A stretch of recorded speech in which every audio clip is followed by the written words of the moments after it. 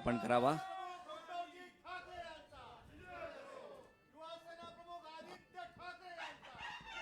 छत्रपती शिवाजी महाराज की. यानंतर मी विनंती करतो संजय राऊत, सुभाषित देसाई यांना की त्यांनी प्रबोधनकार ठाकरे यांच्या प्रतिमेस पुष्पहार अर्पण करावा.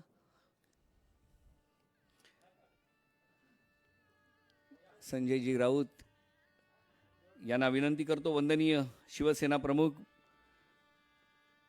हिंदू हृदय सम्राट बाळासाहेब ठाकरे यांच्या प्रतिमेस पुष्पहार अर्पण करावा.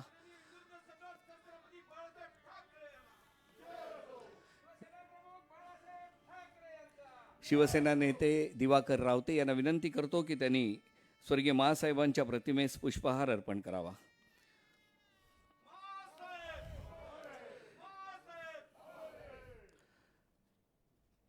व्यासपीठावर युवा सेनेचे प्रमुख शिवसेना नेते आदित्यजी ठाकरे, त्याचबरोबर सर्व सन्माननीय नेते आणि वंदनीय शिवसेना पक्षप्रमुख उद्धवसाहेब ठाकरे यांना विनंती करतो की आपल्या परंपरेप्रमाणे शस्त्रांचं पूजन करावं.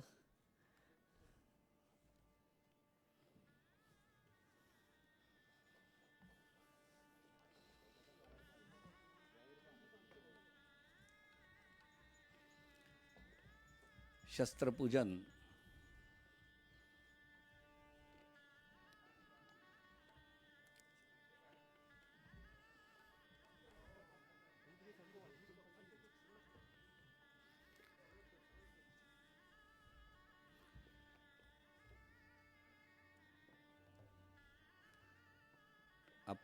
आपट्याच्या पानाचं वाटप.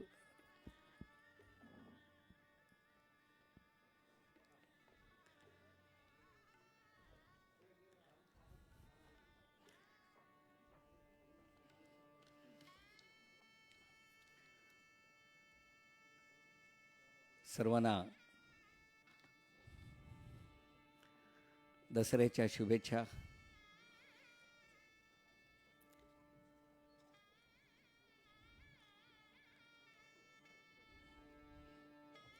आणि आता मी विनंती करतो शिवसेनेचे पक्षप्रमुख महाराष्ट्र राज्याचे मुख्यमंत्री उद्धवसाहेब ठाकरे यांना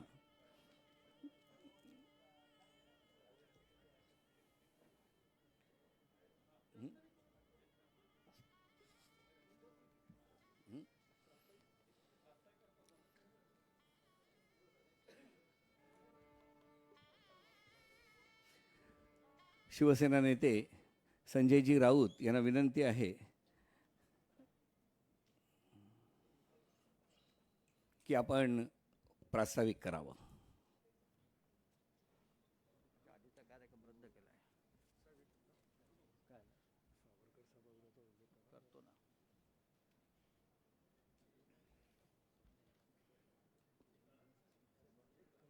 महाराष्ट्राचे काय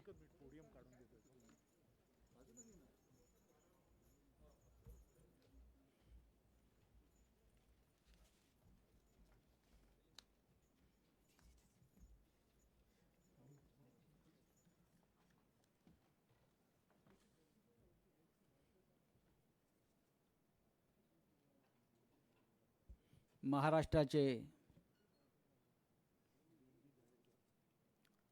सन्माननीय मुख्यमंत्री शिवसेनेचे पक्षप्रमुख आदरणीय उद्धवजी ठाकरे, शिवसेनेचे ज्येष्ठ नेते माननीय सुभाष देसाई, माननीय आदित्य ठाकरे, माननीय दिवाकर रावते, माननीय एकनाथ शिंदे, चंद्रकांतजी खैरे, आनंदराव अडसूळ, अनंत गीते, मुंबईच्या महापौर किशोरीताई पेडणेकर, आज एका अभूतपूर्व अशा वेगळ्या परिस्थितीमध्ये शिवसेनेचा दसरा मेळावा साजरा होतो आहे. खरं म्हणजे सर्व काही सुरळीत असतं तर आजचा जो दसरा मेळावा आपला आहे हा अख्ख्या जगानं नोंद घेतली असती इतका अभूतपूर्व आणि अतिविराट झाला असता.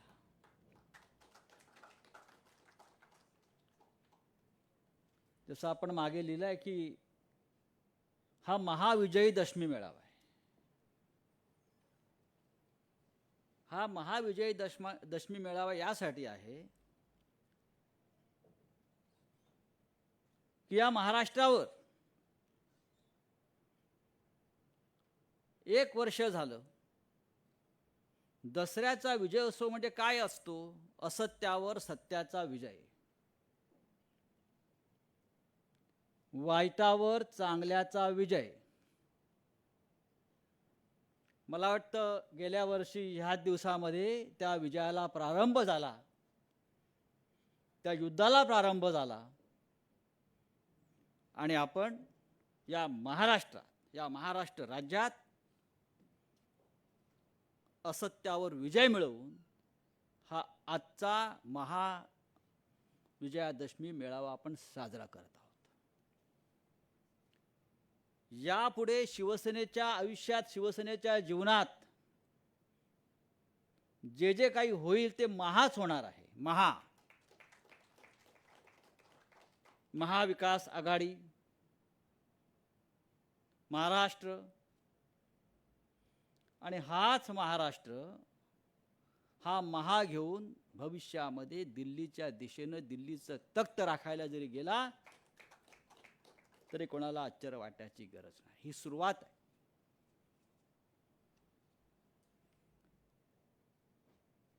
आपल्याला आठवत असेल गेल्या वर्षीच्या दसरा मेळाव्यात मी भाषणाच्या ओघात सांगितलं होतं, आपल्याला आठवत असेल की पुढल्या वर्षीचा दसरा मेळावा आणि त्या मेळाव्याच्या व्यासपीठावर शिवसेनेचे मुख्यमंत्री असतील हे लिहून घ्या असं मी म्हणालो होतो. तेव्हा अनेकांना आश्चर्य वाटलं, पण ते सहज सांगितलेलं विधान नव्हतं. हे एक संकेत असतात शिवसेनेच्या आयुष्यातले, शिवसेनेच्या जीवनातले. शिवसेना प्रमुखांनी जो मार्ग आम्हाला दाखवून दिला की संघर्ष करायचा आहे, लढायचं आहे आणि अंतिम विजय प्राप्त करायचा आहे, त्यातून असं आम्हाला सगळ्यांनाच वाटलं की पुढला मुख्यमंत्री या शिवसेनेचाच असेल. आम्ही असं म्हणालो होतो की माननीय शिवसेना पक्षप्रमुखांच्या बाजूला शिवसेनेचा मुख्यमंत्री बसलेला असेल. आम्हाला असं वाटतं की उद्धव ठाकरे साहेबांच्या बाजूला बसलेला प्रत्येक माणूस आमच्यासारखा मुख्यमंत्रीच आहे. आम्ही सगळे मुख्यमंत्री आहोत. आपण मुख्यमंत्री झालात म्हणजे महाराष्ट्राची 11 कोटी जनता मुख्यमंत्री झाली असं मी मानतो.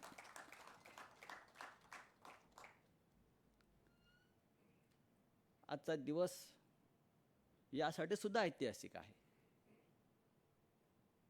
की हा मेळावा जो आहे हा वीर सावरकर स्मारकाच्या सभागृहात होतो आहे. शिवतीर्थावर आपण लाखोंचे मेळावे घेतो, आज घेऊ शकलो नाही, पण वीर सावरकर आणि शिवतीर्थाचं एक नातं आहे. वीर सावरकर आणि या देशाचं एक नातं आहे. वीर सावरकर आणि हिंदुत्वाचं नातं आहे आणि वीर सावरकर आणि हिंदुहृदय सम्राट शिवसेना प्रमुख बाळासाहेब ठाकरे यांचं सुद्धा एक नातं आहे. हिंदुत्वाचे धडे आम्हाला कोणाकडून घ्यायची गरज नाही असं जेव्हा मुख्यमंत्र्यांनी ठणकावून सांगितलं, त्यामागे सुद्धा वीर सावरकरांचीच प्रेरणा आहे. आम्ही अनेक वर्ष म्हणतो वीर सावरकरांना भारतरत्न द्या, आता तरी ते अजून ते दिली जात नाही. पण वीर सावरकरांनी आम्हाला जी राष्ट्रभक्ती आणि हिंदुत्व शिकवलं, त्याच मार्गावरून शिवसेना प्रमुख माननीय बाळासाहेब ठाकरे हिंदुहृदय सम्राट यांनी शिवसेना पुढे नेली आणि आज उद्धव ठाकरे साहेब सुद्धा त्याच मार्गाने आपली शिवसेना पुढे नेत आहेत. वीर सावरकरांनी सांगितलं, देह आणि देव या प्रवासामध्ये देश लागतो आणि आम्ही त्या देशाचं देणं लागतो. हा विचार शिवसेनेनं सातत्यानं पाळला की आम्ही देशाचं देणं लागतोय, आम्ही या महाराष्ट्राचं देणं लागतो. आणि हे देणं काय आहे हे गेल्या 1 वर्षापासून महाराष्ट्र राज्याचे मुख्यमंत्री देशाला दाखवून देत आहेत. या महाराष्ट्रावर जे संकट आहे, करोना असेल, वादळाचा असेल, पाऊस पाण्याचा असेल, या प्रत्येक संकटाशी लढा देताना महाराष्ट्र राज्याचे मुख्यमंत्री आणि शिवसेना पक्षप्रमुख हे कुठे डगमगलेले दिसले नाहीत. चिखलफेक झाली, आरोप झाले, टीका झाल्या, त्या कशाचीही पर्वा न करता त्यांनी 1 वर्ष हा महाराष्ट्राचा गाडा ज्या पद्धतीनं पुढे नेतायत ते, याची नोंद या देशाच्या इतिहासाच्या सुवर्णपानांवर झाल्याशिवाय राहणार नाही. एक आत्मविश्वास त्याने निर्माण केला महाराष्ट्राच्या मनात, मराठी माणसाच्या मनात. हा आत्मविश्वास जो आहे हा वारसा हक्कानं बाळासाहेबांकडून आमच्याकडे आला. बाळासाहेबांनी नेहमी सांगितलं की तुम्ही चांगले विचार पेरत जा, योग्य वेळेला ते उगवतील आणि तुम्हाला साथ देतील, मजबूतीने उभे राहतील. त्या विचारामध्ये एक आत्मविश्वास हा सुद्धा आहे. मी आपला फार वेळ घेणार नाही, कारण आज फार आपण कमीत कमी वेळामध्ये हा आपल्याला मेळावा आपल्याला आटपायचा आहे. पण एक सांगतो या निमित्तानं, कोणी किती प्रयत्न केले, कोणी किती कारस्थानं केली, कोणी कितीही चिखलफेक केली, तरी हे महाराष्ट्राचं सरकार, ज्याला संपूर्ण देश ठाकरे सरकार म्हणून ओळखतो आहे, हे सरकार हे 5 वर्ष पूर्ण केल्याशिवाय राहणार नाही. आणि पुढल्या 5 वर्षांनी सुद्धा आम्ही 25 वर्षाचा करार करून जनतेशी पुन्हा सत्तेवर आल्याशिवाय राहणार नाही. नवीन नवीन तारखा देत असतात. मी दिल्लीला गेलो की तिथे लोक सांगत असतात कि भाई वो मुंबई में फलाना फलाना जो लीडर है बीजेपी का 200 करोड़ मुंबई में पहुंच गए हैं सरकार पाडण्यासाठी. म्हणलं 200 करोड फारच कमी आकडा आहे मुंबईमध्ये हे सरकार पाडण्यासाठी. तुम्ही आमची इज्जत कशा करता काढताय? तुम्ही असे 2000 कोटी 5000 कोटी जे तुम्हाला शोभतील त्या आकडे तुम्ही सांगा आम्हाला. 200 कोटी वगैरे काय, हे नगरपालिकेच्या आकडे तुमच्यासाठी म्हटलं.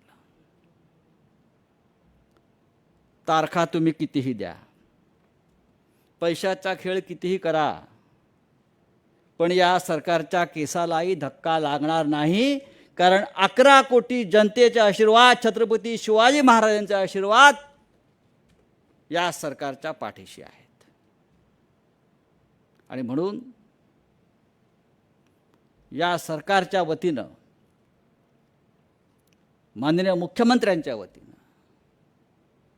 शिवसेना पक्षप्रमुखांच्या वतीनं महाराष्ट्राच्या तमाम जनतेला एक विश्वास आपण दिला पाहिजे. हे सरकार तुमच्या स्वतःचं सरकार आहे, तुम्ही त्या सरकारचे एक भाग आहात. हे सरकार चिरंतन काळ टिकेल. माननीय उद्धव ठाकरे हे मुख्यमंत्री म्हणून तुमचे भाऊ आहेत, तुमचे पालक आहेत आणि त्या पद्धतीनेच ते काम करतायत. 1 वर्ष होऊन गेलं ना, आता झालं, आता सुरुवात झाली. सरकार बनण्याची प्रक्रिया ज्या दिवशी सुरू केलं त्या दिवशी सरकार बनलं असं मानतो मी. ज्या दिवशी आम्ही प्रथम सांगितलं की मुख्यमंत्री शिवसेनेचा, त्या दिवशी मुख्यमंत्री झाला आपला. हे लक्षात घ्या. आणि यापुढे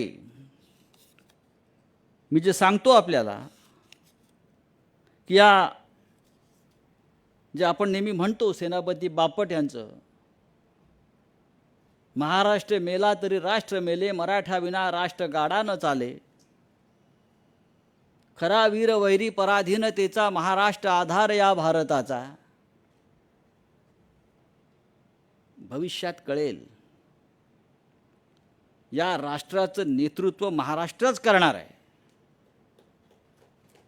ते कोण आणि कसं करणार हे सुद्धा आम्हाला लवकरच सांगावं लागेल.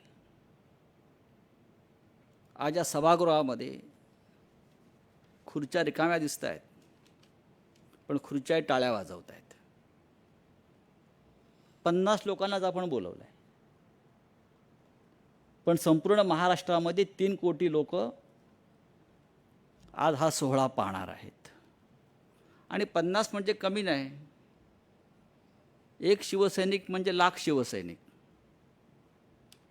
जसं एक मराठा लाख मराठा आहे, आपण मराठी लोक आहोत सगळे. मी पुन्हा एकदा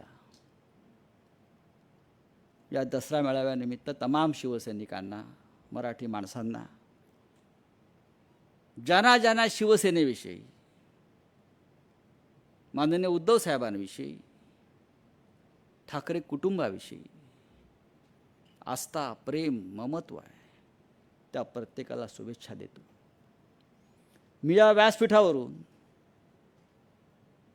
अत्यंत मनमोकळेपणानं या राज्याचे विरोधी पक्षनेते, कार्यक्षम विरोधी पक्षनेते देवेंद्र फडणवीस, ज्यांना करोनाची लागण झाली आहे, त्यांच्यासुद्धा प्रकृतीस लवकर आराम पडावा आणि त्यांनी पुन्हा एकदा या महाराष्ट्राच्या सेवेत रुजू व्हावं अशा शुभेच्छा व्यक्त करतो. कारण शेवटी असं आहे की समोर पेहलवान पाहिजे ना, आणि तो मजबूत पाहिजे, तरच लढायला खेळायला मजा येते.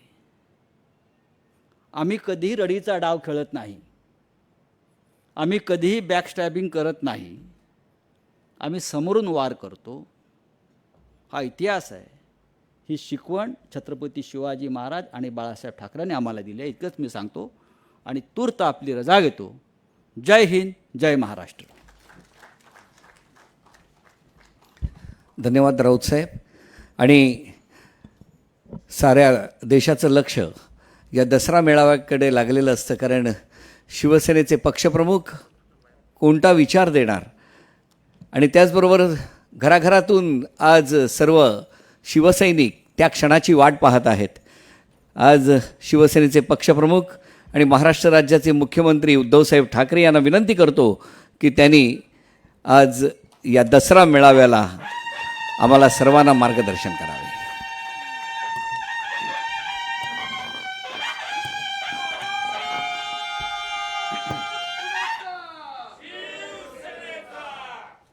जमलेल्या माझ्या तमाम हिंदू बांधवांनो, भगिनींनो आणि मातांनो,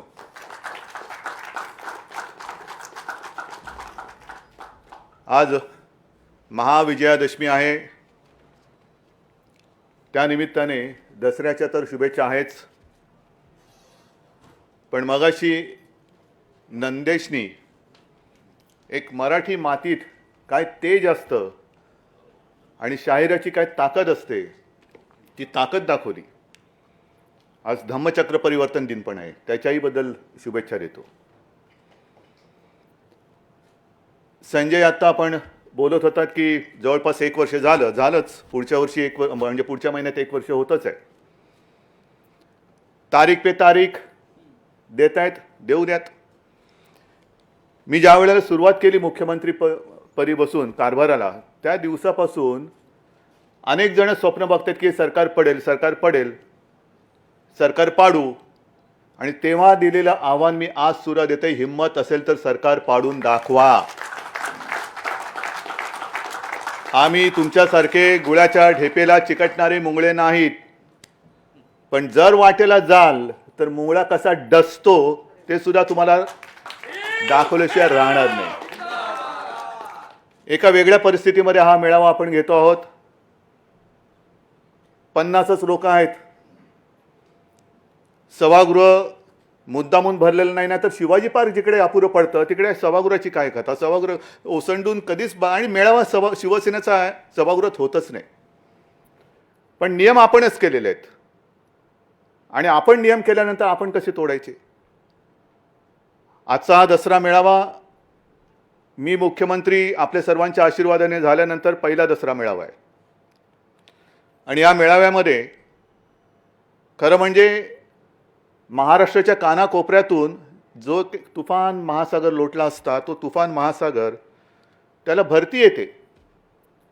पण मला खात्री आहे की त्या लाटा इथपर्यंत आलेल्या नसल्या तरी तो महाराष्ट्रामध्ये महासागर उचंबळून उसळून आजचा हा सोहळा आपला बघतोय.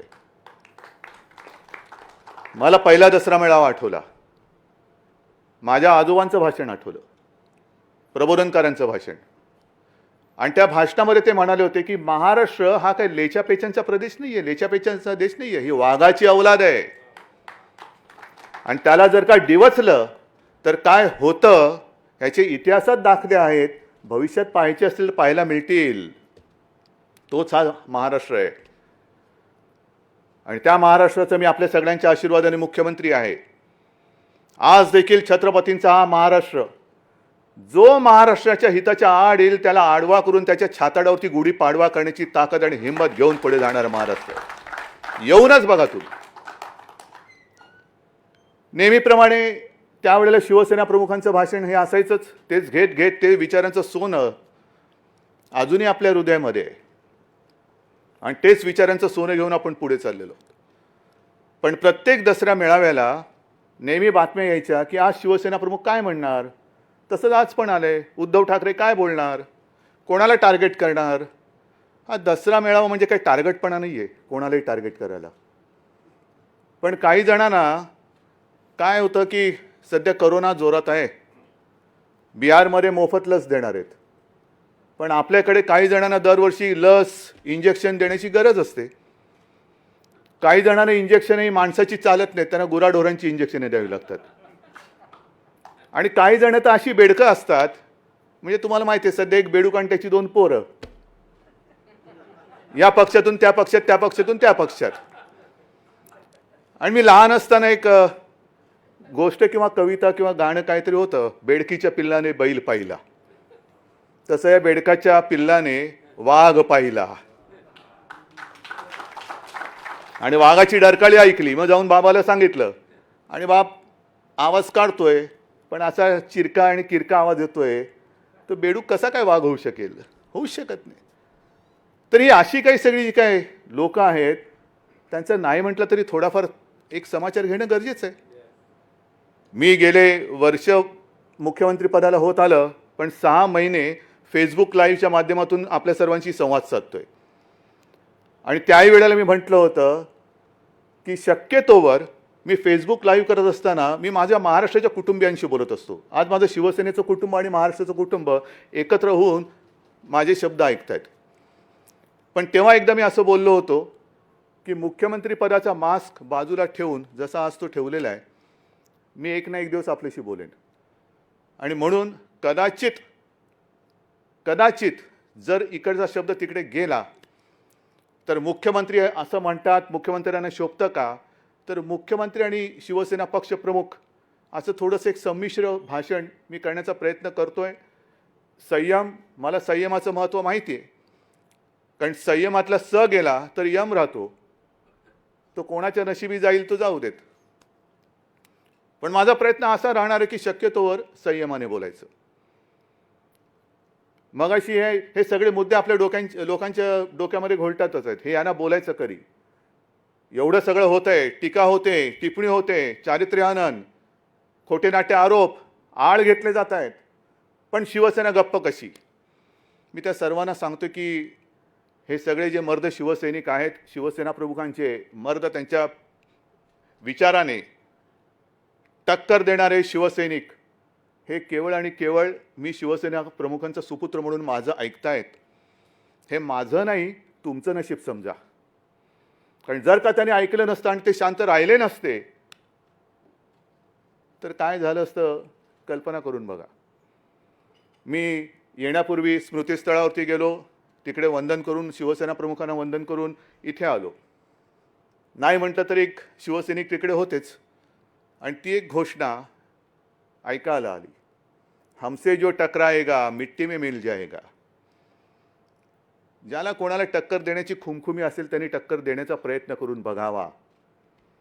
ज्या महाराष्ट्राच्या मातीने औरंगजेब गाडला, अफजल खान गाडला, ती तीच पवित्र माती, ज्या मातीतून छत्रपती शिवाजी महाराजांसारखं एक तेज जन्माला आलं, ती तीच माती आहे. आणि तिच्यामधलं तेज हे आज सुद्धा तसंच ताजं तवानं आणि तेवढंच मजबूत आहे, तेवढंच मजबूत आहे. हिंदुत्वाबद्दल आम्हाला प्रश्न विचारले जात आहेत का? तर मंदिरं अजून उघडत नाही म्हणून. तुम्हाला सगळ्यांना माहिती आहे, एक तर आपण कोणाच्या वाटेला जायचं नाही, सगळ्यांना आदर सत्कार करायचा, कारण महाराष्ट्र हा छत्रपती शिवरायाचा महाराष्ट्र आहे, तसाच तो साधू संतांचा महाराष्ट्र आहे. वडीलधाऱ्यांचा मान सन्मान ठेवायचा. पण तुम्ही जर का उगाच आमच्या वाटेला आलात, जर माझ्या आजोबांच्या भाषेत वाघाला डिवचण्याचा प्रयत्न केलाच, तर वाघ काही शेपूट हलवणारं मांजर नाही आहे, तो फटका मारणार, तो फटका मारणार. मारून घ्यायचा असेल फटका जरूर घ्या. पण आम्हाला हिंदुत्वाबद्दल विचारतायत. कोण विचारतंय? ज्या वेळेला बाबरी पाडली गेली आणि जो सगळा कल्लोळ अख्ख्या देशामध्ये उसळला होता, कोणाची हिंमत नव्हती. सगळेजण आता जे हिंदुत्वावरती प्रश्न विचारतायत ते त्यावेळेला शेपट्या घालून कुठल्या बिळात लपले होते काही कल्पना नाही. कदाचित त्यावेळेला ज्यांचं नाव त्यांच्या कुटुंबाव्यतिरिक्त बाहेर कोणालाही माहिती नसेल, अशी माणसं आम्हाला विचारतायत, तुमचं हिंदुत्व कुठे गेलं? का तुम्ही अचानक सेक्युलर झालात? शिवसेना प्रमुखांचं हिंदुत्व आणि तुमचं हिंदुत्व याच्यामध्ये जमीन आसमानाचा फरक आहे. जे हिंदुत्व शिवसेना प्रमुखांनी आम्हाला शिकवलं ते हिंदुत्व म्हणजे शिवसेना प्रमुख जे बोलायचे की मला देवळात घंटा बडवणारा हिंदू नकोय. बडवायच्यात घंटा तुम्ही बडवा, दुसरं येतंय काय बडवायला तुम्हाला? मला अतिरेक्यांना बडवणारा हिंदू पाहिजे. देवळात घंटा बडवा, नाही का करोना आल्यानंतर घंटा बडवा, थाळ्या वाजवा, हेच तुमचं हिंदुत्व. दुसरं काय हिंदुत्व तुमच्याकडे? सगळ्यांना वाटलं गेला करोना, घंटा बडवा, थाळ्या बडवा. काही जण मला सांगत होते की आता पुढच्या वेळेला पुढच्या रविवारी बघा. म्हटलं काय? बेडूकुड्या मारायला सांगणार. आणि त्याच्या पुढच्या रविवारी बघा. म्हटलं काय? कोलांट्या उड्या मारायला सांगणार. मग त्याच्यानंतर दोरीच्या उड्या. म्हटलं हे कसलं हिंदुत्व आहे? आमचं हिंदुत्व आहे असं नाही आहे. आज सुराजा सावरकर सभागृहात मी बोलतो आहे. हिंदुत्व म्हणजे काय? आमच्याकडे एक आपल्या एक संस्कृती आहे की माता पहिली, माय मरो आणि गाय जगो. हे आमचं हिंदुत्व नाही आहे, अजिबात नाही आहे. आज महिलांवरती अत्याचार होत आहेत, हत्या होते. हे नुसतं आरोपासाठी मी बोलत नाही की बघा तुमच्या राज्यामध्ये काय चालेल. नाही, कुठेच होता का म्हणे. जसं त्या गोवंश हत्याबंदीचा तुम्ही कायदा केलात, आम्हाला हिंदुत्व शिकवताना महाराष्ट्रामध्ये गोवंश हत्याबंदीचा कायदा आणि गोव्यामध्ये का नाही? मी विधानसभेत जे बोललो होतो की इथे गाय म्हणजे माता आणि पलीकडे जाऊन खाता, हे तुमचं हिंदुत्व. हे असं बुरसटलेलं आणि सगळी रया गेलेली हिंदुत्व हे नाहीये. हिंदू म्हणजे कसा पाहिजे? जे शिवसेना प्रमुख सांगायचे की हिंदुत्व हे आमचं राष्ट्रीयत्व आहे, हिंदुत्व हे आमचं राष्ट्रीयत्व आहे. आणि आज मी मुद्दामून काही कागदपत्र घेऊन आलेलो आहे. का घेऊन आलेलो आहे? कारण काही जणांची वाक्य मला खरंच. आज सकाळी संघाचा कार्यक्रम झाला आणि त्या संघाच्या कार्यक्रमामध्ये जसं आपण या सभागृहामध्ये एक मर्यादित स्वरूपामध्ये हा आपला मेळावा, परंपरा फार महत्त्वाची आहे. परंपरा आपण सांभाळत हा कार्यक्रम करतो आहे. सकाळी मोहनजी भागवत यांनी हिंदीमधून सर्व देशाला उद्देशून एक भाषण केलं आणि त्यांचं वाक्य आहे, माझं नाही आहे. जे त्यांना मानणारे आहेत, त्यांच्यासारखी काळी टोपी घालणारे आहेत, त्या टोपीखाली जर का डोकं असेल, त्या डोक्याला म्हणा ह्या वाक्याचा विचार करा आणि हे हिंदुत्व तुम्हाला पटते का? कारण तुमच्या सरसंघचालकांनी सांगितलेलं आहे. शिवसेना प्रमुखांचं हिंदुत्व आम्हाला प्यारं आहेच. ते तुम्ही मानता येत नसेल, तेवढी तुमच्यात हिंमत असेल नसेल, पण निदान सरसंघचालकांनी सांगितलेलं हिंदुत्व तरी तुम्ही मानतात की नाही? आणि त्यांचं वाक्य आहे, हिंदुत्व हिंदू राष्ट्र इसको लेकर भ्रम पैदा करने वाले लोग हैं. कौन है, कहाँ है, कौन ये लोग हैं, पता है आपको, कहाँ रह रहे हैं? हिंदुत्व एक ऐसा शब्द है जिसके अर्थ को पूजा से जोड़कर संकुचित किया गया है. मंदिर का नाही उघडत, तुम्ही हिंदुत्व सोडलात का सेक्युलर झालात, हे सरसंघ चालकांचं वाक्य आहे. हे सरसंघ चालकांचं वाक्य आहे. नुसते टोप्या नका घालू एकमेकाला. त्या टोपी खाली मी पुन्हा सांगतो, जर डोकं असेल तर त्या डोक्यामध्ये मेंदू असेल तर त्या मेंदूला पहिलं हिंदुत्व म्हणजे काय हा अर्थ तुम्ही तुमच्याच सरसंघ चालकांकडनं समजून घ्या आणि मग खरडे घाशी करा. ज्या वेळेला संपूर्ण देशात, मी पुन्हा एकदा सांगतो, आगडोंब उसळल्यानंतर शिवसेना प्रमुख आणि शिवसैनिक नसते तर मुंबई महाराष्ट्र वाचला नसता. त्यावेळेला तुम्ही कुठेही दुरान्वयाने सुद्धा तुमचा संबंध नव्हता आणि आज तुम्ही आमच्या अंगावरती येत आहे का, खुर्चीवरती बसलात म्हणून. मग जे शिवसेना प्रमुख सांगायचे की जो सर्वसामान्य माणूस असतो त्याच्या तळहातावरती भाग्यरेषा असते, हे नशीबवान यांच्या कुठे भाग्यरेषा उमटले ते त्यांनाच कळत नाहीये. अशी काही भाग्यरेषा उमटलेली माणसं असतात, 2-4 दिवसासाठी ती रेषा असते, पण त्यांना असं वाटतं की ही भाग्यरेषा माझ्यावरती उमटले म्हणजे मीच भाग्यविधाता झालो की काय. नाही, एवढे सारी गोष्ट नाही आहे. आणि त्याच्यानंतर सुद्धा मोहन भागवत जे म्हणतायत हे फार महत्त्वाचं आहे. म्हणजे खरं म्हणजे आजचं मोहन भागवतांचं जे भाषण आहे संजय उद्याच्या आपल्या सामनामध्ये व्यवस्थित छापलं पाहिजे, कारण फार मोलाचे त्यांनी विचार मांडलेले आहेत. एकतर हिंदुत्वाचा अर्थ त्यांनी सांगितलेला आहे, जे हिंदुत्व शिवसेना प्रमुखांना अभिप्रेत आहे जवळपास तसंच हिंदुत्व त्यांनी, ते हिंदुत्व म्हणजे नुसतं देव मंदिर पूजा अर्चा त्याच्यापुरतं ते हिंदुत्व मर्यादित नाही आहे. त्या पलीकडे जाऊन जे व्यापक हिंदुत्व आहे हे त्यांनी सांगितलेलं आहे. आणि त्याच्यानंतर त्यांनी सगळ्या राजकारण्यांबद्दल जे बोललेलं आहे हे सुद्धा त्यांच्याच जी राजकीय शाखा आहे, संघाची जी राजकीय शाखा आहे त्या राजकीय शाखेनेही ह्याच्यावरती विचार करण्याची गरज आहे. कारण आज मोहनजी पुन्हा म्हणालेले आहेत की राजकारण म्हणजे शत्रूमधील युद्ध नव्हे. फार महत्त्वाचं वाक्य आहे. राजकारण म्हणजे शत्रूमधील युद्ध नव्हे, विवेक पाळा. हे कोणाला उद्देशून त्यांनी बोललेले असतील? आम्ही विवेक पाळतोय नाही पाळतोय, भाजप विवेक पाळते नाही पाळते. आज कोरोनाचं संकट सगळीकडे असताना सुद्धा जे काय राजकारण आणि राज्यामधली सरकार हे सरकार पडेल ते सरकार पाडू, कशाला पाडापाडी करताय? कशाला पाडापाडी करताय? जेवढं लक्ष तुम्ही तुमच्या पक्षावरती देत आहात, जे मध्ये मला सांगायचं ना, मोदीजी एवढे तास काम करतात आणि एवढ्या वेळेस झोपतात, तेवढ्या वेळेस उद्धव ठाकरेंनी काम केलं तरी काय काम होईल? उद्धव ठाकरे काय काम करतोय हे नुसतं तुम्हाला गरगर गरगर गरगर फिरून चालणार नाही. तसं भोवरा सुद्धा फिरतो, सुदर्शन चक्र सुद्धा फिरत असतं, भुईचक्र सुद्धा फिरत असतं. त्या फिरण्याला काय अर्थ नसतो. पण जे काम आज झालेलं आहे ते पुढच्या महिन्यामध्ये सगळ्यांच्या समोर मी ठेवणार आहे.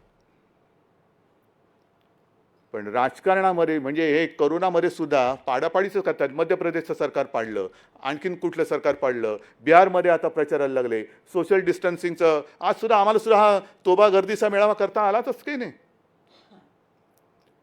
परंतु आम्ही हे नियम पाळतो. का पाळतो?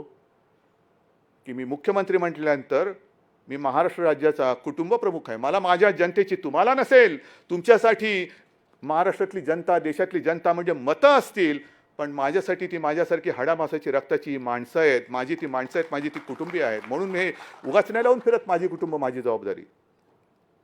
पण तिकडे पाडापाडी करताय. पण जेवढं लक्ष तुम्ही तुमच्या पक्षावरती देताय त्यातलं थोडं लक्ष तरी देशावरती द्या ना. आज देश रसातळाला चाललेला आहे. मी मुख्यमंत्री म्हणून जेव्हा गेल्या आठवड्यामध्ये त्या पूरग्रस्त भागात गेलो होतो, अतिवृष्टी झालेल्या भागामध्ये संपूर्ण शेतकऱ्यांची सगळी हे ओसाट झालेली आहे. घरदारं वाहून गेलेत, जमीन खरडून गेले, विहिरी बुजल्यात, रस्ते वाहून गेलेत, इलेक्ट्रिक खांब पडलेले आहेत. मदत करायची, मदत करतोय, पण मदत करताना सुद्धा पैसे आणायचे कुठून? पैसे आणायचे कुठून?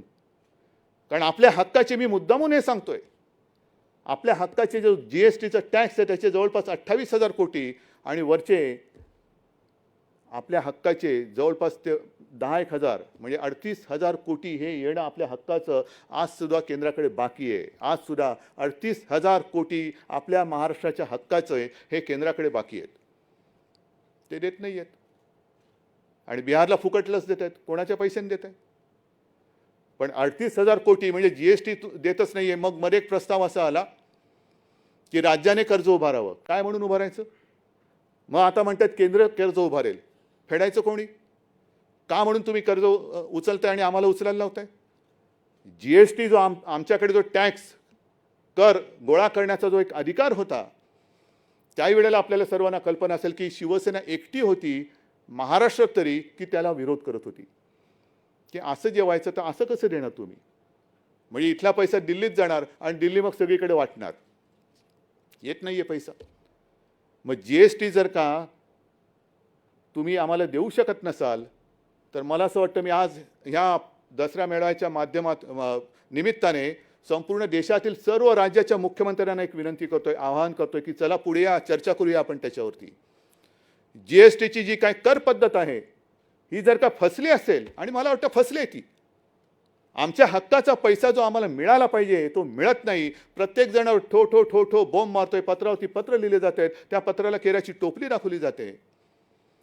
आणि ते जर का पैसे मिळत नसतील आणि ही GSTची पद्धत जर का फसलेली असेल तर मला असं वाटतं पंतप्रधानांनी सुद्धा प्रामाणिकपणाने चूक मान्य करून एक तर त्याच्यात सुधारणा केली पाहिजे आणि नाही तर ही GSTची पद्धत रद्द करून पुन्हा जुन्या कर प्रणालीवरती जाण्याची आज गरज असेल तर तसं त्यांनी गेलं पाहिजे. की मी आज देशातील सगळ्या मुख्यमंत्र्यांना आवाहन करतो, या आपण बोलूया, सगळेजण आपण बोलूया. कारण हा देश म्हणजे कोणत्या एका पक्षाची मक्तेदारी नाही आहे. एका पक्षाची मक्तेदारी नाही आहे. आणि केवळ भारतीय जनता पक्षाला सत्ता मिळाली आणि त्यांना सत्ता करण्यासाठी हा भूभाग जणू काही 1947 साली अनेक क्रांतीवीरांनी बलिदान करून, अनेक आंदोलनं करून, लाठ्या काठ्या गोळ्या खाऊन हा तुमच्यासाठी स्वतंत्र केलेला नाही. हा स्वतंत्र हा देश ह्या देशातील गोरगरीब जनतेसाठी केलेला आहे. आणि जी एक मस्ती इंग्रजांची होती की कुठेही जा जगामध्ये आमच्या साम्राज्यावरती सूर्य मावळतच नाही. इंग्रज मावळले पण सूर्य उगवतच आहे. सूर्य उगवतच आहे. अजून सूर्य नाही कोणाला थांबत. आणि तशीच जर का मस्ती भारतीय जनता पक्षाकडे असेल की काश्मीरपासून कन्याकुमारीपर्यंत हा संपूर्ण हिंदुस्थान आम्ही पाराक्रांत करू शकला असतात. पण ती वेळ, ती संधी ती गमावलीत कारण तुमची वृत्ती त्याला कारणीभूत ठरली. आज सुद्धा बिहारमध्ये इलेक्शन होत आहेत. त्यांनी सांगून टाकलेले की कोणाच्याही जागा कितीही होत पण नितीश कुमारच आमचे मुख्यमंत्री असतील. नितीश कुमार जी, आपको मैं शुभकामनाएं देता हूं. नाही, त्यांना कळावं म्हणून मी जरा हिंदीमध्ये बोललो. याचं कारण असं की बरोबर जो डाव त्यांनी हरियाणाच्या कुलदीप सिंग बिश्नोई सोबत खेळला. कुलदीप सिंग बिश्नोई, माझ्याकडे आज सुद्धा ते क्लिपिंग आहे. काय ठणाणा बोंबलत होते तिकडे सगळे भाजपवाले की हरियाणा का अगला मुख्यमंत्री कुलदीप सिंग बिश्नोई होगा. सगळे असं वातावरण भरून गेलं होतं. लोकांनी पटपट सगळ्यांना त्यांना मतं दिली. पण कुलदीप सिंग बिश्नोईचा पत्ता कट करून टाकला. स्वतःचं राज्य तिकडे आणलं. महाराष्ट्रामध्ये हाच डाव आपल्याशी खेळण्याचा प्रयत्न केला होता. हेच जे आज माझं भाषण ऐकतायत तुम्ही सगळेजण त्याला साक्ष आहात.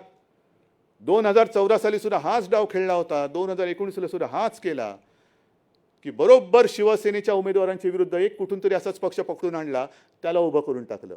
जा लढ, शिवसेनेच्या विरुद्ध लढ. मोदी से बैर नाही, नितीश तेरी खैर नाही. म्हणजे सरळ सरळ युती नाही करायची, पडद्यामागून सगळं करायचं, बंद दाराआड सगळं करायचं. आपल्याबरोबर शिवसेनेबरोबर तोच डाव केला. पण शिवसेनेबरोबर डाव खेळल्यानंतर मी त्याही वेळेला बोललो होतो आणि आजही सांगतो की छत्रपती शिवाजी महाराजांकडनं जे काय आपण शिकलो आणि शिकायला पाहिजे, नाहीतर जर का काही शिकलो नाही तर छत्रपती शिवाजी महाराज की जय बोलण्याचा आपल्याला अधिकार नाही. छत्रपतींनी जे आपल्याला शिकवलं की एक तर कोणाच्या पाठीत वार करायचा नाही, पण जर कोणी पाठीत वार केला तर त्याचा कोथळा बाहेर काढल्याशिवाय राहायचं नाही. आणि छत्रपतींचंच एक वाक्य, काही पत्र त्यांची मिळालेत, काही पत्र इतिहासमध्ये नोंद झालेली आहे आणि माझ्या वाचनात कुठेतरी एक आलेलं आहे की छत्रपतींचं एक वाक्य आहे, होय मी शत्रूला दगा दिला आणि शत्रूला दगा देतो, पण एक तरी उदाहरण असं दाखवा की मी मित्राला दगा दिलेला आहे. एक तरी उदाहरण असं दाखवा की मी मित्राला दगा दिलेला आहे. मग आम्ही तुमच्या सोबत राहिलो होतो, ती तळमळ नाही आहे किंवा माझं टार्गेट भाजप नाही आहे, अजिबात नाही आहे, पण एकूण देशाची जी काही विल्हेवाट लागत चाललेली आहे, राजकारण आहे की राजकारण, हे मोहन भागवत यांच्या वाक्यावरती मी बोलतोय. बिहारमध्ये सुद्धा ते नितीश कुमारला आज जे पुढे करत आहेत, आम्ही तर म्हणत होतो मोहनजी भागवतना राष्ट्रपती केलं पाहिजे, ही आपली मागणी होती, नाही ऐकलं नाही त्यांनी. पण आज कोणाच्या गळ्यात गळे तुम्ही घालताय? शिवसेना नको, हिंदुत्ववादी शिवसेना तुम्हाला नकोशी झाली, मोहन भागवतना राष्ट्रपती करा म्हणणारी शिवसेना तुम्हाला नकोशी झाली, हिंदुत्व हेच राष्ट्रीयत्व म्हणणारी शिवसेना तुम्हाला नकोशी झाली, पण संघमुक्त भारत म्हणणारे नितीश कुमार त्यांच्या गळ्यात गळा तुम्ही घालतात. मग मला हिंदुत्वावरती प्रश्न विचारणाऱ्यांना मला विचारायचं आहे की असं काय झालं नेमकं? ज्या वेळेला 2014 साली निवडणूक आली होती, नितीश कुमार तोपर्यंत आपल्या युतीत होते, पण 2014 साली जेव्हा पंतप्रधान पदाचा उमेदवार ठरवण्याची वेळ आली, घोषित करण्याची वेळ आली, तेव्हा हेच नितीश कुमार म्हणाले होते की आम्हाला सेक्युलर चेहरा पाहिजे पंतप्रधानपदी, तो जर नसेल तर मी युतीत राहणार नाही, आणि त्यांनी युतीत तोडून टाकली होती. मग कोणती लस कोणी कोणाला दिली? तुम्ही त्याला हिंदुत्वाची लस दिली का त्याची सेक्युलरपणाची लस तुम्ही घेतली? हे मला पत्र खरडणारे सांगतील. कोणी कोणाची लस दिली? संघमुक्त भारत म्हणणारा नितीश कुमार हा हिंदुत्ववादी झाले का तुम्ही सेक्युलर झालात? आणि जर तुम्ही म्हणत असाल की जागा कोणाच्या किती जरी आल्या तरी नितीश कुमारच मुख्यमंत्री, ठीक आहे, निवडणुकीनंतर कोरोनाची लस सगळ्यांना बिहारमध्ये फुकट देणार, मग आमचा बाकीचा देश जो काय आहे तो काय बांगलादेश आहे की पाकिस्तान आहे का कझाकिस्तान आहे? लाज वाटली पाहिजे खरं म्हणजे अशा लोकांना कारभार करण्याची त्यांची लायकी नाही आहे, जे देशामध्ये जर असं विभाजन करत असेल की यांना फुकट आणि तुम्हाला विकत. केंद्र सरकार तुम्ही आहात, मायबाप तुम्ही आहात. मी आज कुठेतरी एक ते दानवेंचं वाक्य ऐकलं, त्याच्यानंतर ते दिसलं नाही. जे आम्ही बोललो, का नाही बोलायचं? जीएसटीचे पैसे येत नसतील, इतर हक्काचे पैसे येत नसतील, केंद्राकडे जून महिन्यापासून आपण आपत्तीग्रस्तांसाठी जे पैसे मागितलेले आहेत त्यातला एक सुद्धा नया पैसा आलेला नाही, एक छराम आलेला नाहीये. मग मागायचे नाहीत पैसे? मग दानवे म्हणाले लग्न तुम्ही केलं आणि पैसे बापाकडे मागता. दानवेजी बाप तुमचा असेल, माझा बाप इकडे आहे,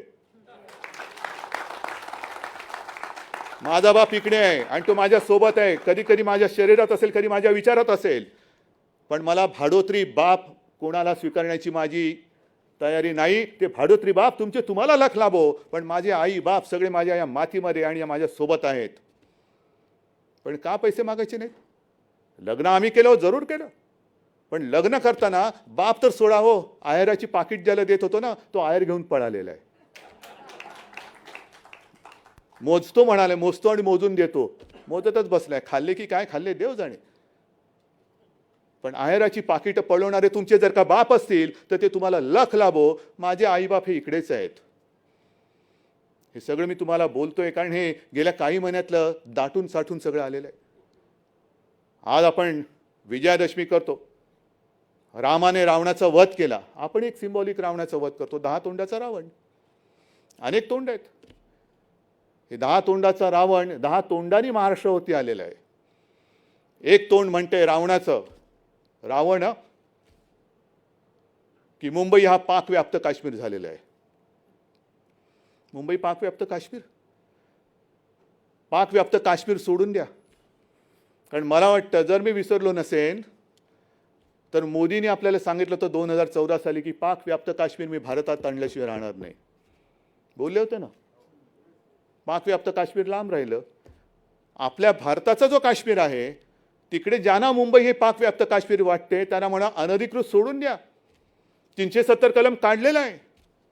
पण अधिकृत तरी 1 इंच जमीन आज तरी जाऊन तुम्ही घेऊन दाखवा, आज तरी जाऊन घेऊन दाखवा तुम्ही, आणि मग आमच्या अंगावरती या.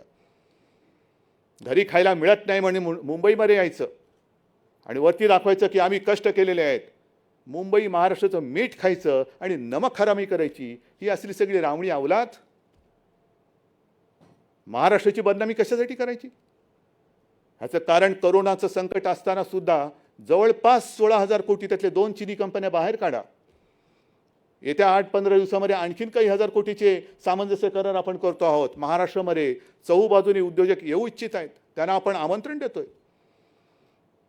काय केलं शिवसेनेने? मराठी माणसाला वडापाव दिला, हो दिला. भीक मागून खायचं नाही, जे खाशील ते हक्काने खा, मेहनतीचं खा, हा त्याचा मागचा संदेश होता. आणि आज सुद्धा जे हजारो कोटींचे आपण MOU केलेले आहेत, काय झालं MOUचं? पहिल्या सरकारच्या काळात पण झालेले होते, पण आपण जे MOU मला वाटतं जून-जुलैमध्ये केले होते, बहुतेक सगळ्या उद्योजकांना आपण जमिनी दिलेल्या आहेत. त्यांच्या बहुतेक सगळ्या उद्योजकांच्या अटीतटी शर्ती काढून त्यांनी नाही म्हटलं तरी एक सुरुवात केलेली आहे. हे शिवसेना करते, महाविकास आघाडीचं सरकार करते. हजारो कोटीचे MOUs म्हणजे हजारो कोटीची गुंतवणूक ह्या आपल्या महाराष्ट्रामध्ये येते. ही महाराष्ट्रामध्ये येते, कोणासाठी येते? या भूमिपुत्रांसाठी येते. म्हणून आज मी हे सुद्धा आवाहन करतोय, सगळ्यांना विनंती करतोय, भूमिपुत्रांना आवाहन करतोय की हे सगळं आम्ही करतोय, आम्ही तुमच्यासाठी करतो आहोत.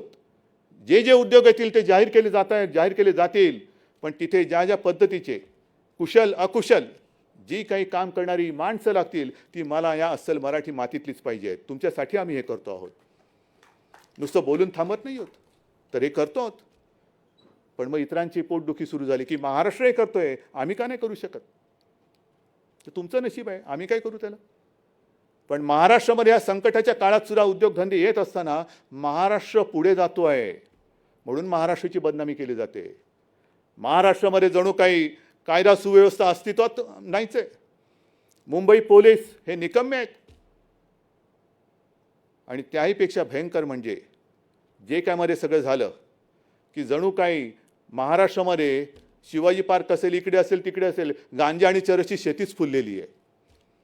हे एकूण असं चित्र म्हणजे मुंबई पाकव्याप्त काश्मीर आहे. महाराष्ट्र मुंबई पोलीस निकम्मे आहेत, ते काय काम करत नाही आहे. इकडे सगळे नशिले आहेत, चरस गांजा इकडे उघड उघड विकला जातोय. हे असं सगळं चित्र करायचं त्यांना माहिती नाही अजून की ह्या महाराष्ट्राची जी संस्कृती आहे, त्या महाराष्ट्राच्या संस्कृतीमध्ये आमच्या घराघरामध्ये तुळशी वृंदावनं आहेत, गांजाची वृंदावनं नाही आहेत.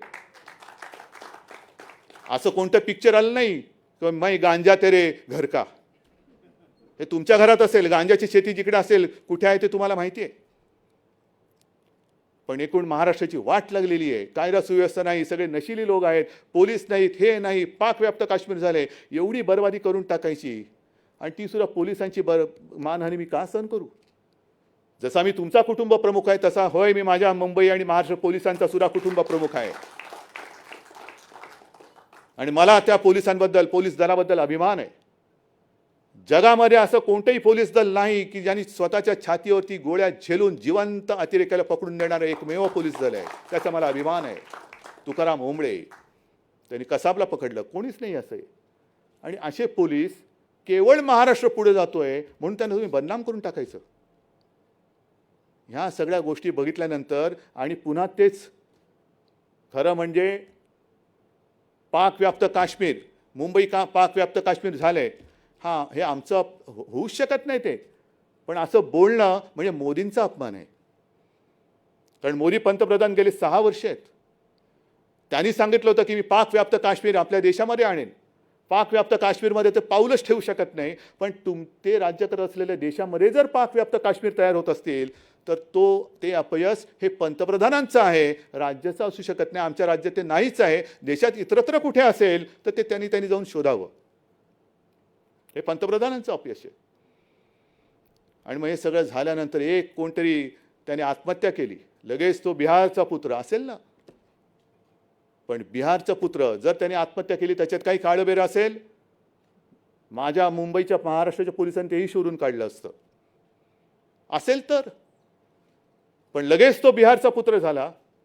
पण बिहारचा पुत्र म्हणून त्याच्याबद्दल गळे काढणारे तुम्ही महाराष्ट्राच्या पुत्रावरती चिखलफेक करायला लागलात महाराष्ट्र सरकारवरती, महाराष्ट्र संपूर्ण या प्रदेशावरती, ठाकरे कुटुंबियांवरती, आदित्यवरती. तोंडात शेण भरून भरून, होय मी जाणीवपूर्वक बोलते, तोंडात शेण भरून भरून गोमूत्राच्या गुळण्या तुम्ही आमच्यावरती टाकल्या. काय झालं? टाकल्यात ना गुळण्या. आता तेच शेण भरलं तोंड आणि गोमूत्राने भरलेलं तोंड ते गिळा आणि ढेकर देऊन गप्प बसा. कारण इकडे तुम्ही आमचं काही वाकडं करू शकत नाही, कारण आम्ही हाताने स्वच्छ आहोत. पापी वृत्तीचे आम्ही माणसं इकडे नाही आहोत. स्वतः शेण खायचं आणि दुसऱ्याचं तोंड हुंगायचं. अरे तुमच्याच तोंडाला आणि धोत्राला वास येतो गोमूत्राचा, मी काय करू त्याला? मी काय करू त्याला? पण आमच्या अंगावरती येत आहात. हा जो काही महाराष्ट्राचा द्वेष आहे, महाराष्ट्र द्वेष्टे, ही सगळी अवलाद बघितल्यानंतर मी तमाम माझ्या महाराष्ट्रातील माता भगिनींना आणि बांधवांना एक आवाहन करतोय की सावध राहा, सावध राहा. हे एक तर देश खतम करतायत, देशाचे तुकडे आपण होऊ देणार नाहीत. मुंबई तर ते महाराष्ट्रापासून तोडू शकतच नाहीत. कारण शिवसेना प्रमुखांनी, याच शिवसेना प्रमुखांनी शिवतीर्थावरून इशारा दिलेला आहे की जो कोणी मुंबई महाराष्ट्रापासून तोडण्याचा प्रयत्न करेल त्याच्या देहाचे आम्ही तुकडे केल्याशिवाय राहणार नाही. ही शिवसेना जिवंत आहे आणि शिवसेना मुंबईचा लचका कोणालाही महाराष्ट्र दृष्ट्याला तोडू देणार नाही. हा संपूर्ण आमचा इतिहास आहे, ही सगळी आमची वृत्ती आहे, हा आमचा स्वभाव आहे. आम्ही शांत आहोत पण शंड नाही आहोत, अजिबात नाही आहोत. ती आमची संस्कृती आहे. जर आमच्याशी सभ्यतेने वागाल तर आम्ही सुद्धा सभ्यतेने वागू. नाहीतर रामदास म्हणालेच आहेत, भले तरी देऊ काय ती कासेची लंगोटी, नाहीतर नाठाळ्याच्या हाती हाणू काठी. ती काठी बिठी तुमच्याकडे नुसती लाठीकाठी असेल, पण आमच्याकडे मनगट असं मजबूत आहे.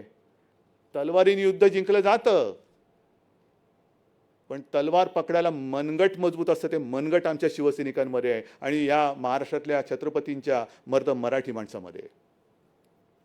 बोलण्यासारखं खूप आहे, सांगण्यासारखं खूप आहे, पण हे सांगत सांगत सांगत सगळं गेलं तर ह्यांचे सगळे जे काही कोण किती म्हणजे पापामागून पाप ही उघडी पडायला लागतील. जो काही कारभार आम्ही करतो आहोत तो तुमच्या सगळ्यांच्या हितासाठी आणि तुमच्या सगळ्यांच्या आशीर्वादाने करतोय. पण भारतीय जनता पक्ष जे काय करत आहे, अरे निदान या मातीशी तरी आणि तुमच्या मातेशी तरी इमान ठेवा ना. मित्रपक्षाची ठेवू नका. पण ज्या मातीत तुम्ही जन्माला आलात आणि जर आम्ही महाराष्ट्राच्या हिताचा निर्णय घेतला असेल तर अगदी फटाके नका वाजू, पण निदान खोटं तरी बोलू नका. एक निर्णय जो आपण घेतला तो म्हणजे आर्याचं जंगल वाचवण्याचा. जवळपास 808 एकर, हे असं उदाहरण संपूर्ण जगात दुसरीकडे कुठे नसेल.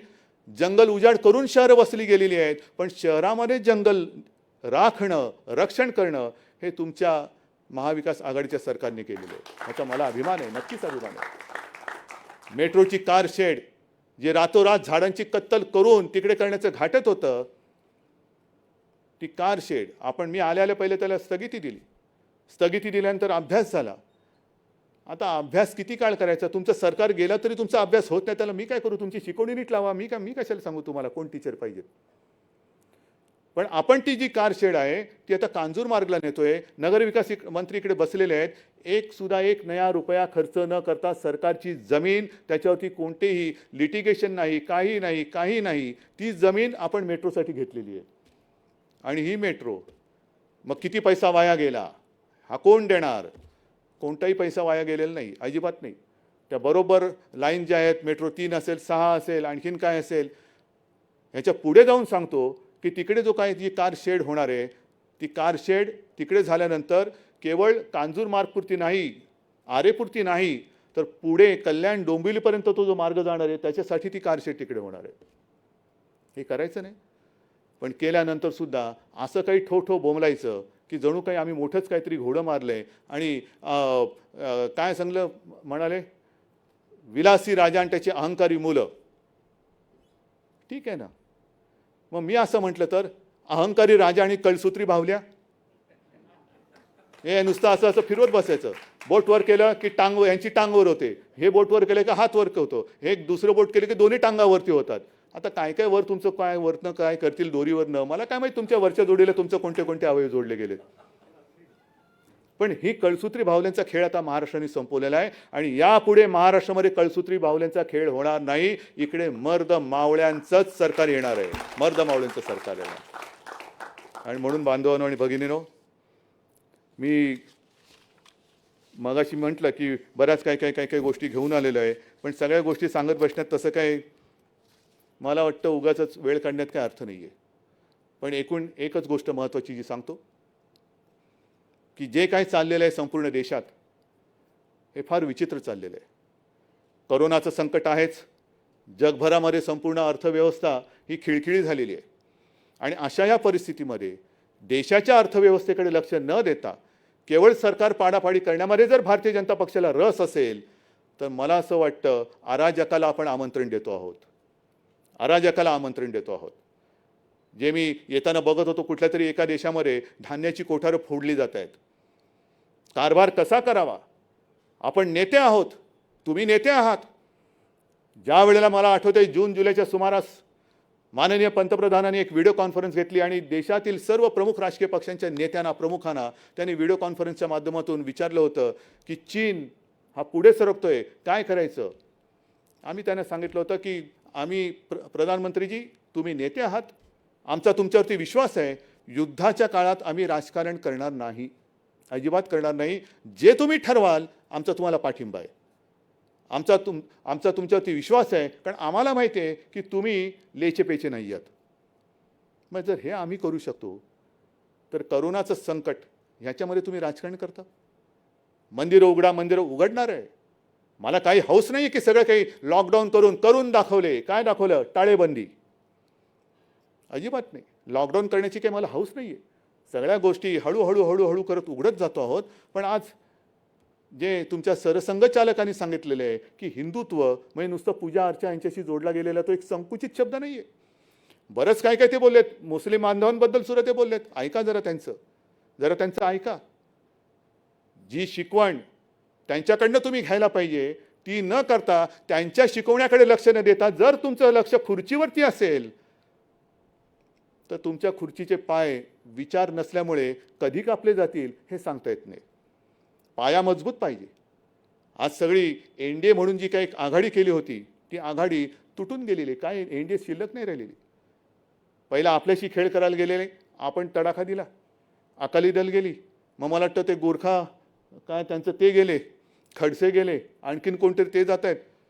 म्हणून मी परवा मला प्रश्न विचारला की तुमची प्रतिक्रिया काय, तेव्हा मी हेच सांगितलं होतं की यशाची शिखरं पादाक्रांत करतायत, जरूर दहीहंडी फोडायला वरती गेलेत, पण वरती गेल्यानंतर तारेला लटकू नका, कारण खालचं सगळं गेलं. येणार कसे खाली? हंडी आणि तुम्ही दोघे एकदम खाली. दहीहंडी फोडताना सुद्धा पाया मजबूत असावा लागतो आणि तो जर का पाया तुमचा मित्रपक्षांचा हल्ला असेल, तुमचे पायाचे दगड जर निष्ठत असतील, विचार नाही, आचार नाही, काही नाही, संस्कृती नाही, तर असं सरकार हे जास्त काळ टिकू शकणार नाही. आमचं सरकार कधी पाडायचं आहे माझं आव्हान आहे, पण तुमचं सरकार पहिलं सांभाळा, तुमचं सांभाळा. कारण एक दिवस जनता उठेल आणि ते म्हणतील हे नाही तर कोण, हा जो काय प्रश्न होता तर जनता म्हणेल कोणी चालेल पण हे नको. हा विचार आता सुरू झालेला आहे, कोणी चालेल पण हे नको. आणि म्हणून मी बिहारच्या जनतेला सुद्धा एक सांगतोय की डोळे उघडून मतदान करा. मी कोणाला करा मला माहिती नाही, ते तुमचं तुम्ही बघा. पण हे जे काही यांचे छक्के पंजे चालतात त्याला बळी न पडता तुम्ही मतदान करा. आणि महाराष्ट्रामध्ये सुद्धा, कारण मध्ये मध्ये काय होतं, काय आलं रे, तर त्याला आत घेऊन मी संपवतोच. मध्ये मध्ये काय होतं, आता गेल्या 2 आठवड्यापूर्वी मराठा समाजाला, ओबीसी समाजाला, धनगर समाजाला मी सर्वांना सांगतोय की बाबांनो आम्ही तुमचे आहात, हे सरकार तुमचं आहे. कोणताही समाज हा न्याय दिल्याशिवाय मी शांत राहणार नाही, हे मुख्यमंत्री म्हणून माझं तुम्हाला सगळ्यांना वचन आहे. सगळ्या समाजाला मी न्याय देणार आणि हा न्याय देताना कोणाचं काही काढून देणार नाही. जो तो समाज, एक गोष्ट नक्की चांगली आहे की प्रत्येक समाज म्हणतोय की त्यांना द्या, आम्हाला हरकत नाही, पण आमचं फक्त कोणाचं काही कमी होणार नाही. आदिवासींचं तसंच राहील, धनगरांचं त्यांनाही देऊ, ओबीसींचं देऊ, मराठ्यांना देऊ, सगळ्यांना देऊ. फक्त एकच हात जोडून नम्र विनंती करतोय की जातीपाती आणि समाजामध्ये जे कोणी महाराष्ट्र द्वेष्टे भिंती उभ्या करू इच्छित असतील तर त्यांच्या कारस्थानानं बळी पडू नका. कारण तुम्ही म्हणजे महाराष्ट्र आहात, तुम्ही म्हणजे शिवरायाचे मर्द मावळे आहात. आणि तुमच्यामध्ये जर का तुटफूट झाली आणि तोडफोड करण्यामध्ये जर का ते यशस्वी झाले तर केवळ आपलेच नाही तर महाराष्ट्राचे तुकडे करायला ते मागे पुढे बघणार नाही. आणि म्हणून मला असं वाटतं आज दसरा आहे, हे जे आपण वैचारिक सोनं लुटतो न लुटतो जे काय असेल ते, पण निदान बेल भंडारा उचलून एक शपथ घ्यायला पाहिजे की महाराष्ट्राच्या एकजुटीला तडा जाईल असं मी काही करणार नाही. ही शपथ या दसऱ्याच्या निमित्ताने घेऊन तूर्त मी आपली रजा घेतो. जय हिंद, जय महाराष्ट्र. धन्यवाद साहेब. आपण दिलेला विचार घेऊन घराघरातून शिवसैनिक आपला पुढचा प्रवास सुरू करत आहेत. या ठिकाणी रमाधामसाठी चंद्रकांत खैरे यांच्याकडून 2,25,000 रुपयाचा धनादेश देण्यात आलेला आहे देणगी म्हणून, आणि श्रीरंग गोडबोले यांना पुष्पगुच्छ देऊन